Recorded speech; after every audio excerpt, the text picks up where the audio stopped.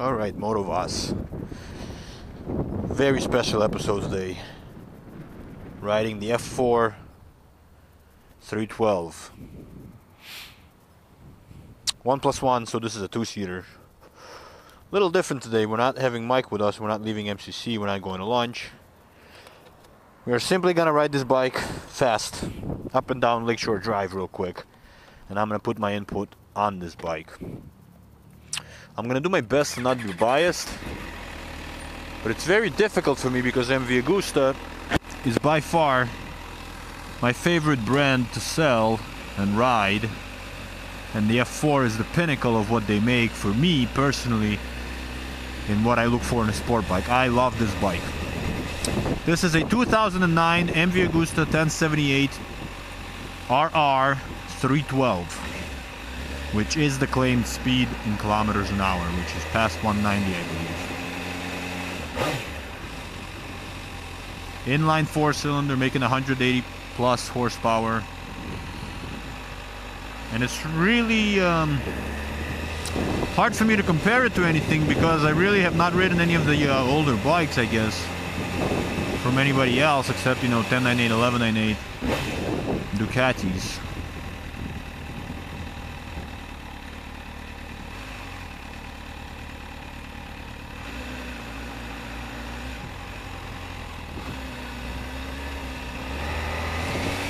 I mean, this is a full-on leader bike, the real deal, hardcore race machine, and the seating position is like that. You have a very big lean on the front, pegs are very high up and far back, but overall not bad because it does have a wider seat.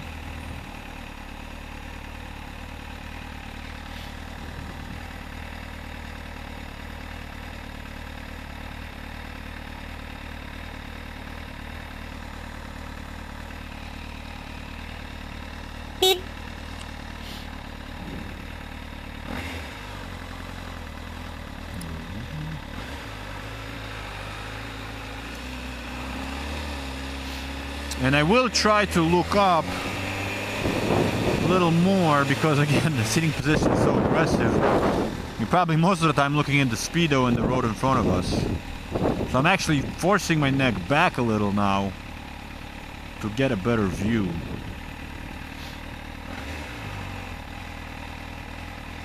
It's Friday night, so I don't know how the traffic will be, but I'm sure we will be able to open it up a little bit.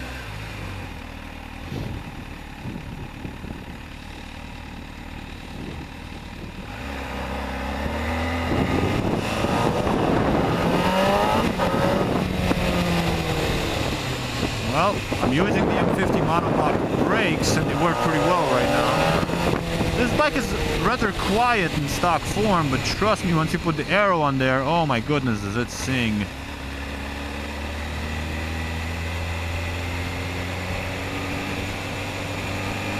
And really, I can't really say if it's better or worse than any other bikes, but for me, it captures all the emotional attachment that I love in motorcycles.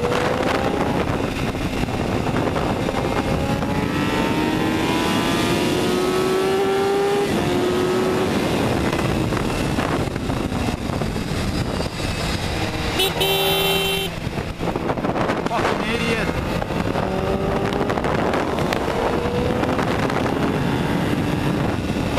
Now, that was a close call, and this kind of reminds you, this bike does not have anti-lock brakes, does not have traction control,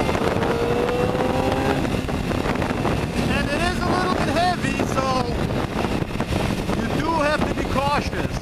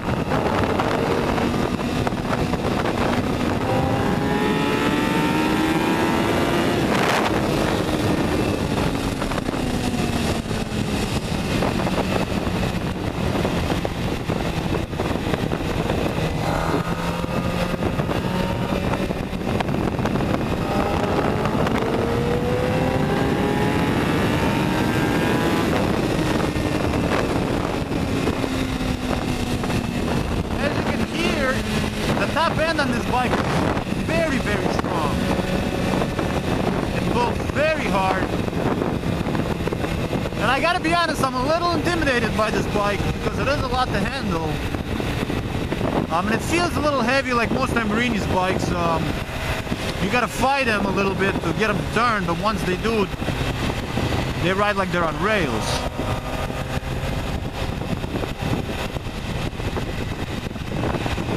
And this one does have the slipper clutch in it, which is nice for a big high compression 4-cylinder. The mirrors are quite useless, as you can see. They're a little too close in, but it doesn't matter because again, this is a race bike and it looks gorgeous.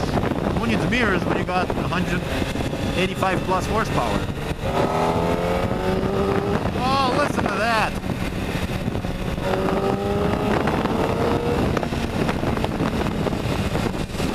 It just sings. And this one is set up kind of soft, suspension-wise, which is actually very nice on our terrible Chicago roads. I am enjoying this setup.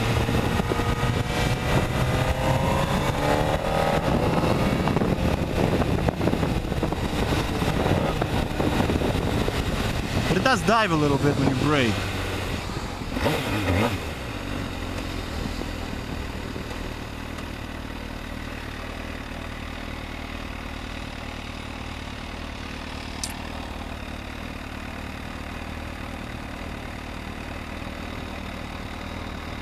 And again, the smallest details, I don't know if this camera is any good. Probably not, because it's old. But the slave cylinder, reservoir, the clutch slave cylinder, the master cylinder for the brakes, the reservoirs are just nicely matched. The whole layout of the bike, the steering stabilizer is right smack dab in the middle. The fit and finish is superb.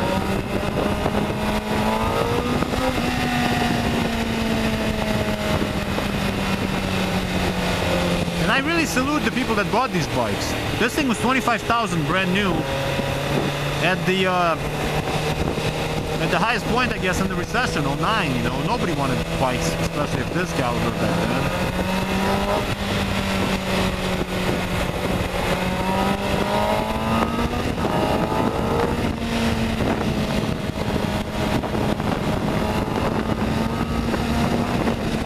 It's 2016 right now. And we've got this bike on our used market. Granted, it does have a little scuff on the right side, nothing big. It's only done 1,200 miles, and we are asking only $12,999 for it. So think about that. An Italian exotic of the highest caliber for 13 grand. We got a fat tire jigster here. Big tire.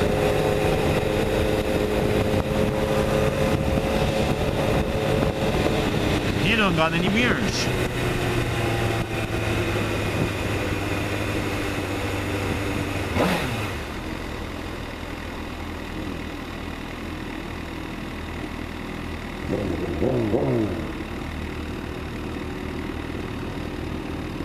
I'll be honest, they do look a bit ridiculous, but cool.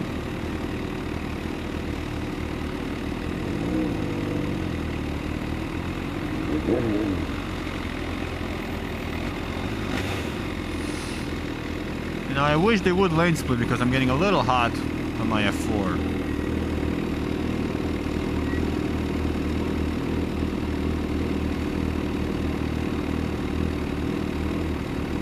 Which is actually interesting. Who will get more looks? The MV or the stretch Gixxers? Probably the Gixxers. People still ask me who makes MV.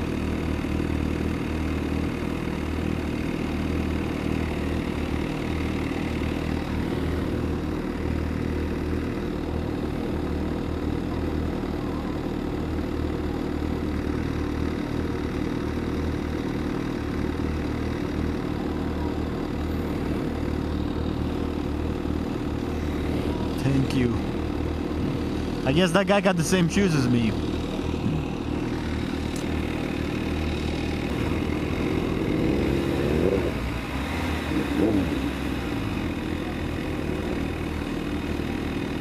Beautiful downtown Chicago with all its beautiful traffic.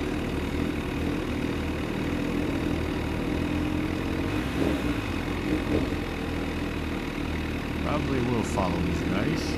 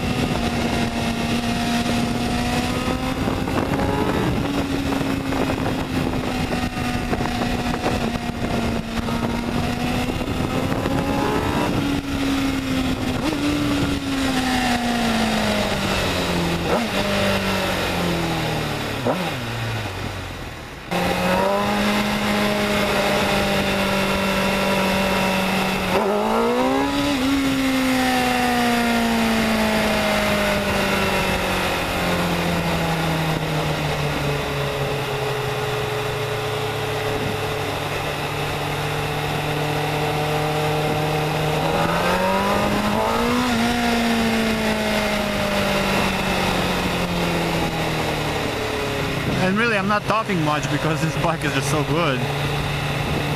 That's one part. And second part, I'm very focused because it is a handful. Alright, the Jigsaw guy's behind me.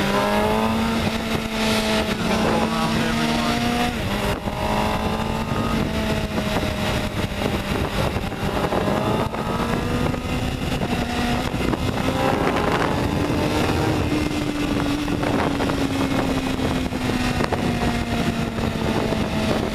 Is radiating quite a lot of heat now, but again, big four-cylinder will make heat.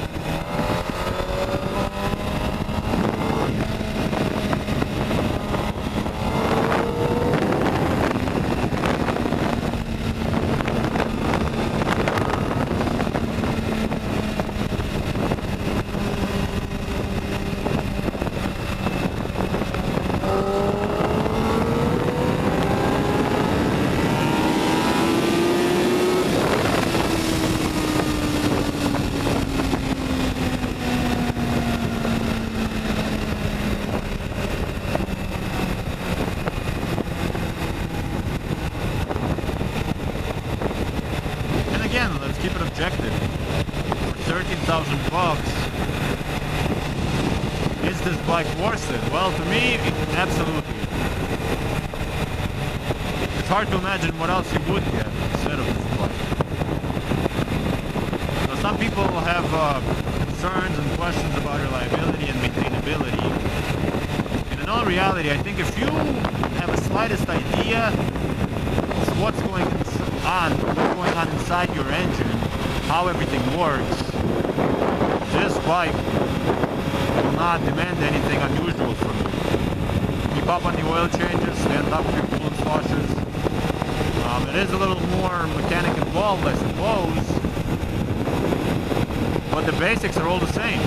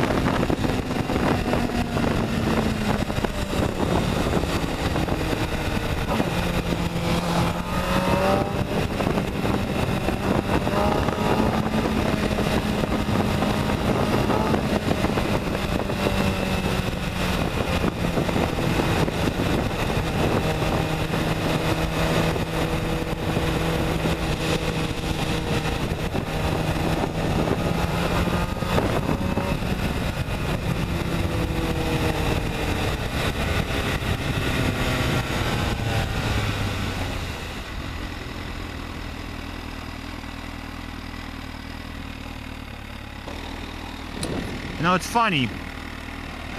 I swear, every time I ride this bike, I hear sirens in my head. For good reasons. So, I mean, yeah, that's really about it. You know, are there flaws? Of course there's flaws. They're expensive to begin with. They're expensive to upgrade. Sitting position is taxing. It sucks on gas. I'm sure it eats tires. Can't see anything out the mirrors. But on top of it all, in a positive way, this bike just feels unique. It feels special. It feels cool. And that's really what you're getting for your money. Oh, it's like saying are Ferraris good cars? Of course they're good cars. Is it the right car for someone? That's a different question. Is it the right bike for you? Well, that's the question to ask. I would say it'd be tough if this was my only bike. I think it would wear me out. I would have to get a second bike. But as far as my only sport bike, I would die happy tomorrow.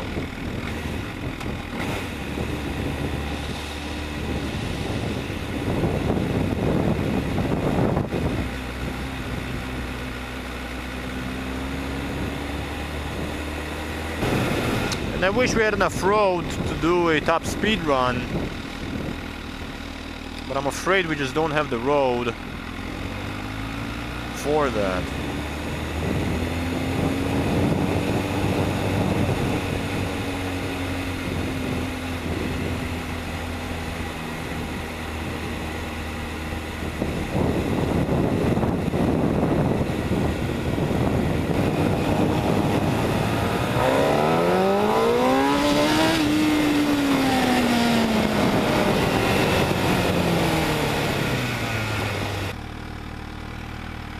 Hot day today, by the way. About 90 degrees, but it cooled down a little bit now. It was very hot.